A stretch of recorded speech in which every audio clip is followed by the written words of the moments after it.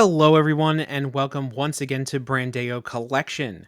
It has been some time since we've had a video and a discussion about Hot Toys or 1/6 scale figures in general, because just as we've mentioned in previous videos, I've significantly downsized when it comes to collecting Hot Toys. I've also sold off a large part of my collection that I've done over the last 10 plus years, but the announcements that Hot Toys announced this morning, as of this recording, were something that I thought would be fun to have a discussion about and take a look at. Now, of course, a lot of other people here on YouTube are having discussions about it, but there's some really great figures that they announced. They did announce some great things over the last few weeks, especially for May the 4th, which was last week, and a lot of great stuff for Star Wars 1/6 scale figure fans. So right now we're looking at the Secret Base Facebook page, because that's the only place as of right now that has all the announcements all in kind of one centralized location. And what we're looking at here is a Darth Vader from Revenge of the Sith, and then an Obi-Wan Kenobi from Attack of the Clones. Those are two figures I know I've seen people ask for many years in comments and different forums online. Of course, we have gotten every version of Darth Vader I think we possibly could get at this point. I know we got the full original trilogy from Hot Toys. We have the Obi-Wan Kenobi show version. We have different versions of Rogue One. And then, of course, now we have Revenge of the Sith. So basically, if you're a Darth Vader completist from 1/6 scale, you can add now this version of the character to your collection as well. And then we have Attack of the Clones Obi-Wan to go with the Attack of the Clones Padme and Anakin that they released over the last few years. I know this Mace Windu as well. So those prequel fans are doing real well when it comes to 1/6 scale recently. But other than that, we also had the Airborne Trooper that was announced, a brand new version of Commander Cody. I actually had Commander Cody in my collection years ago. I sold him when I first started selling off my Hot Toys, just because he's not one of my favorite clones. I like his suit, but I kept Captain Rex out of the clones, because just kind of who my favorites are. And then just kind of a cool one, not something I would ever think of getting, is Chopper and BD-1 in Imperial disguise. Something cool, but not something that's kind of a must-have. The must-haves for me out of these announcements is the Darth Vader and the Obi-Wan, and then the clones. If you're a clone person, these are must-haves for anybody who's collecting clones, these suits and versions specifically. So I think that's great. I love that the new Commander Cody has not only the Episode 3 helmet, but the Episode 2 helmet, so you can do his Clone Wars look on top of his Phase 3 version, so you got those different options available to you. So let's take a look at some of these photos here. First one here is that Darth Vader for Revenge of the Sith. The thing I love about this that I think is absolutely insane is the deluxe version has the medical table from when he's getting put into the suit at the end of the movie. It has the droids around there, so you can recreate that scene. Because, of course, the scene that everybody wants to create in their Hot Toys collection is the no scene.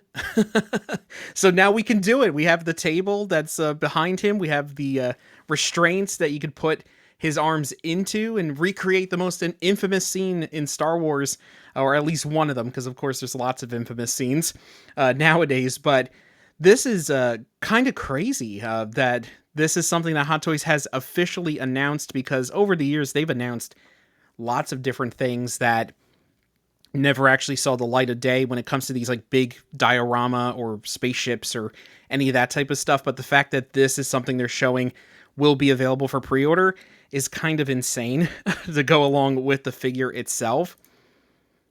And then we have Obi-Wan Kenobi.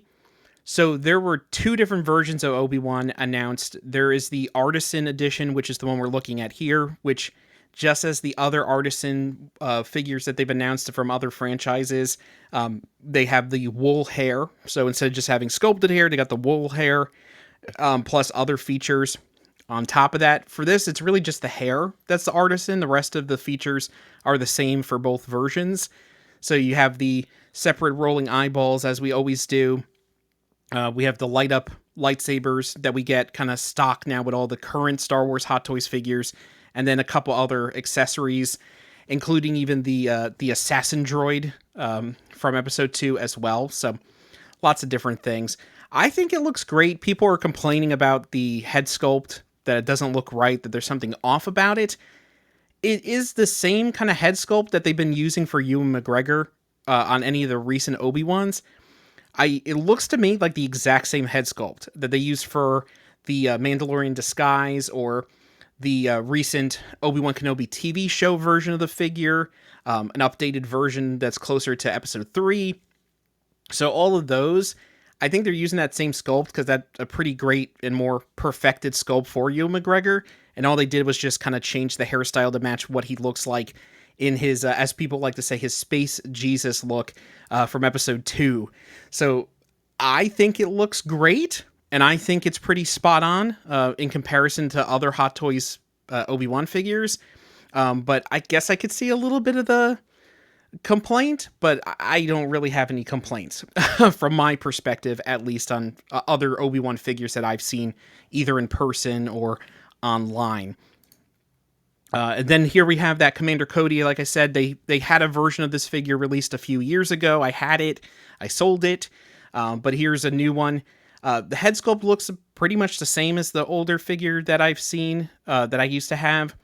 Really, the only difference I see here is that we have two helmets now. So it's the exact same stuff. Some updated paint apps, some updated weathering on the suit. So it looks a little bit more accurate to the movie from a color and kind of set up a standpoint, but otherwise it looks pretty much the exact same figure, because even the head sculpt doesn't have the rolling eyes that most stock Hot Toys figures have now. So it looks like they're just using the same old head sculpt, and they're just having a new exclusive version that has two helmets with updated paint apps and weathering. But if anybody missed out on the first go, I think it's a great opportunity for those clone fans. Here's Chopper and BD1. Like I said, it's a cute and interesting and kind of different type of thing if that's something you want to collect. Not something that I would gravitate towards, even if I was like heavily collecting Hot Toys as I used 2 years ago. But just something interesting for if you want to be a little bit more completist from a Star Wars Hot Toys and 1/6 scale collection standpoint. Especially if you're a Chopper and BD1 fan. I think that's great, but otherwise, that's not something for me personally, even if I was heavily collecting as I used to. Airborne Trooper, I actually, when I first started collecting 1/6 scale back in 2013, I had the Sideshow Collectibles version of this character. So Sideshow did a bunch of clones back in kind of the early days of Star Wars 1/6 scale, and they had a bunch of those clones, including the Airborne Trooper from Episode 3. I actually had this one. It was one of the first ever figures I bought myself with my own money. It didn't last in my collection very long because it didn't really fit in, even at the time, with some of the figures I was getting. But I do still think it's a cool design, and I know that the clone peoples love this figure. And this is another one I've seen in comments for many years of people asking for a Hot Toys version of it to update from the old Sideshow one. And now you have that opportunity. So that's pretty great. Otherwise, here's that regular version of Obi-Wan. As you notice, it doesn't have the wool hair, it has the sculpted hair. I think it doesn't look that bad with the sculpted hair. I think they did a pretty good job with the sculpted version. So if you don't get the artisan, and I'm sure the artisan will be a lot more of a cost compared to the regular version. But if you can't get the artisan, I don't think you're losing out on anything by getting just the regular version of this figure. I think it looks pretty great just on its own right here with this. So if you're a big fan of Episode 2 and you want to have this look to go with your Episode 2 Anakin and Padme, I think that it's great just to have the three of them together to represent the movie, with having kind of the main trio now actually part of your Hot Toys collection. Just some other shots. Here's the Vader in a full glory shot here. Reminiscence of the actual promotion shots. We actually just talked about this here on the channel. I made a whole video going over the history and legacy of Revenge of the Sith as a movie during its height in 2005, and the fact that it's lived on this big legacy over the last 20 years. If you haven't watched that video, check it out. I'll link it here in the description and on the card in the actual video itself. But we go over all of those things. But this looks great. I've seen the complaint this morning was he looks too skinny, but you got to remember the proportions they're going off of here is Hayden Christensen in the suit 20 years ago. So his proportions of what a young Hayden Christensen back in 2004, 2005 looked like compared to Dave Prowse in the original trilogy or any of the other stuntmen who have been in the Vader suit since, like Rogue One and the Obi-Wan show and all that type of stuff. Proportion-wise, this matches a young Hayden Christensen at that time in the Darth Vader suit for those few seconds you see him at the end of the movie. So I think it's pretty on point proportionally compared to the other ones. So that's why he does look different. He's not as bulky as the other Vader costumes, just because they're matching the Revenge of the Sith look. That's what they're going for in this case. Especially here. I love, this is a pose I really hope we're able to actually get. I try to get this pose all the time with my other Vader figures. I think it looks fantastic. If we can get it more like with this figure compared to the other ones, this is one of the most iconic poses of any Vader option in any of the movies, whether it be Revenge of the Sith or otherwise. I think this is something really, really cool that hopefully we can actually obtain other than just seeing here in a promotional shot. It's something that we can kind of play with along as collectors. And then here we go. We saw a little bit at that table shot there, but we do have the Hayden Christensen burnt up head sculpt right underneath, which, I mean, that alone is kind of a selling point for me outside of just being a big fan of Revenge of the Sith. I think having this full head sculpt underneath is a selling point. My favorite Vader figure I've ever owned, and I still own, is my ObiWan Kenobi battle damaged one because of that head sculpt underneath. I think it looks amazing and really stands out. Having this is a great opportunity as well. So really super excited for Revenge of the Sith fans, especially if you've never owned a Vader figure. I think this might be the one to add to your collection once it does officially go up for pre-order. I personally, I think, and here you go. We can recreate that nose scene, the famous nose scene from the end of Revenge of the Sith. I think this shot especially looks real. I know a lot of times these bloggers or the promotional people, they try to get the most exciting and the most kind of best promotional shots for these. I think this shot looks amazing. There's just something about it, the way that it's lit and the way the figures pose that just looks so natural. It's one of those things that is kind of skewing me towards a selling point of getting the entire diorama base with the figure as the deluxe version instead of just getting the figure itself without the table. I don't know. I don't really know. But that brings us back around to just the overview where we started. Kind of my thoughts from here. I give my thoughts as we've gone through some of these announcements from today. I know focusing mainly on the Vader and Obi-Wan figures and just how incredible they look and how exciting it is to have these opportunities to add these versions of these characters to our collections. Now, me personally, am I going to buy them? I'm still kind of I'm on the fence, but not because of the quality of the figure or my excitement for adding these versions of the characters. It's just because I personally have moved away significantly from collecting 1/6 scale figures. So I'm being extremely picky from the sense of what if I do buy new pre-orders, anything like that. I am extremely picky no matter how much I love a character, no matter how much I'm amazed by the quality of what is being presented.